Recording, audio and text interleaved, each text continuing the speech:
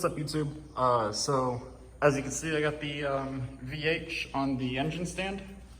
This was actually pretty difficult. That torque converter, I had to cut off one side of it because I didn't know how to reach it, and I didn't realize this engine had a cover back here. If I had known this was there, it would have been so much easier to do. So what you're supposed to do is you're supposed to remove the bolt back here, or the couple bolts. As you can see, those two guys there. You'll pull those off, you'll move this cover, and then you'll be able to access the torque converter bolts really easily. Me, however, I tried to access them through the starter. That's not the way you do it. You're supposed to do it through here. So I ended up destroying the starter. The flywheel is still okay, or the starter, my bad. The torque converter. Let me see if I can find it real quick. Yeah, here it is. So here's the flywheel and the torque converter. Now on the back of the torque converter, you'll see we did some cutting. Yeah, okay, well, it's all right. I'm not gonna be using this. I'm not gonna be using this flywheel either because this is an automatic flywheel, but this flywheel is actually still good, surprisingly. It didn't really get damaged much. But I still don't need it anyways because it's automatic. And I'm gonna be mating it to my manual KA transmission. So I'll need, you know, the Collins adapter and all that stuff. But yeah, it'll come out good. Also, something we found out was, if you look in there, you'll notice there's rust on the bolts. It's hard to see now, but the rust is halfway, like it's like perfectly half with the crankshaft area. This was probably a flood car because this engine came out of a car that came from Houston. And when Hurricane Harvey happened, you know, a lot of the cars were flooded. So this engine may have been flooded before, but I know that it runs and drives, so it's still good. Anyways, I reinstalled the intake, and that's how I lifted it up. We used ratchet straps from here all through this four, and then on the other side, another ratchet strap through the other side, and then lifted it up like that. So, you know, it was held by the runners and the bolts. You know, I installed all bolts of it. I just now installed the fuel rail, and I plugged everything up, as you can see. I'm about to detail and delete the EGR of the engine. So, yeah. Also, I'm gonna be taking off the alternator because this alternator is still good and I don't wanna ruin it by getting water on it. I don't know if that will ruin it, but I don't wanna take any chances. So I'm gonna take off some of this stuff. I also pulled off the power steering pump, which is right here. You can see it was leaking pretty bad, all the grime and stuff there. I also removed the AC, which is right here. I took the whole bracket out, yeah, for both sides. But yeah, pretty simple. For the power steering pump, there are 4 bolts. You see right there. This bolt here is actually covered by the power steering pump itself, so you have to remove the pump to get access to this bolt, and then you can take, you know, the bracket off. So it's all fine. Oh, 5 bolts. I mean, sorry, there's a front-facing bolt too. Yeah, so I'm just gonna remove this, and these tensioners, they're pretty easy. You'll loosen this guy. This is, I think this was a 14. Yeah, these two are 14s, and then these are like 12s or ½ inch. Yeah. So I'm loosening these so I can remove the alternator. I don't really care about the water pump and all that. I'll probably just leave that stuff on.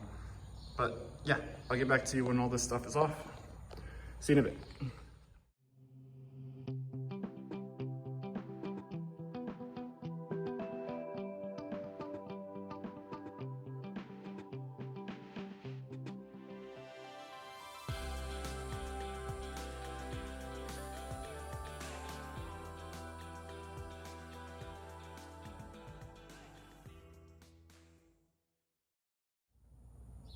All right, and that was pretty simple. You know, just a couple bolts for the tensioners, and you know, you undo the nut and the bolt. Up top, you know, the struggle is real when you're looking for 10 millimeters, but you got to take this, the second half of this part and the rubber off. I tried to just take this and, you know, leave the rubber, but yeah, no. The alternator wouldn't slide out because it slides off on this guy right here. Oh, and also the alternator has a bolt here and a bolt here. And then it has a bolt here, and that's the reason you have to take this off, because it blocks your bolt there, which connects it to these two, because there's another metal piece that, yeah, locks into these. So, yeah, once you slide it out, you know, you got to get rid of this metal piece. But yeah, it was a pretty easy process, you know, everything just kind of worked, honestly. I need a new water pump because my studs are gone. For the fan, we had to cut these as well because the nuts kept stripping. So yeah, the engine's pretty much ready. Everything's all clogged up. Yeah, there's no way water will get into the engine.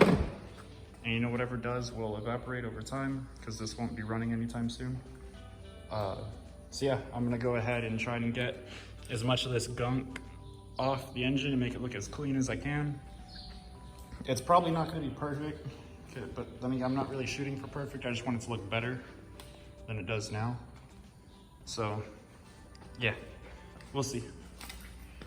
I'm gonna clean it like this first, and then I'm gonna reinstall this guy, and then I'll probably clean it again like that. Also decided real quickly to drain the oil, because I think there's some still in it. Yeah, some. This thing was full. Ah, there's still good oil. That's some great looking oil. Oh yeah. But yeah, so there we go. Draining the oil out, might as well. And yeah, so I'm doing this thing. I might take the filter out. No, yeah, I'm gonna take the filter out too. Once this is, you know, done doing its thing. All right, be back.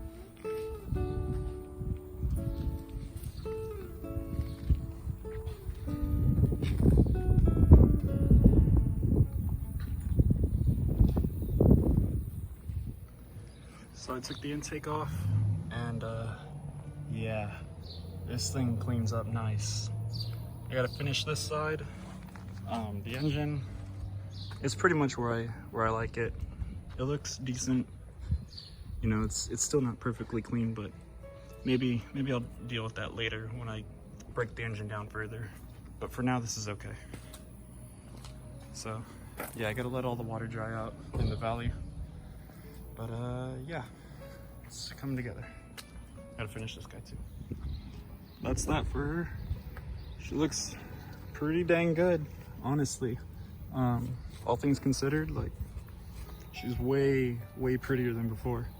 And I mean, I'll probably clean her up some more, you know, when I take her apart more. Cause this is the Vh41. I can show you here. Yeah, Vh41. I'm gonna make her the Vh45, and the cool thing about these engines is the bore and everything on the inside, you know, the block, is all exactly the same. The only thing that's different is the pistons connecting rods. The 41 has shorter connecting rods, so you could take the connecting rods from the 45 and put those in this engine. And then this one will basically be a Vh45de. So yeah, I'm super stoked. It's gonna be exciting.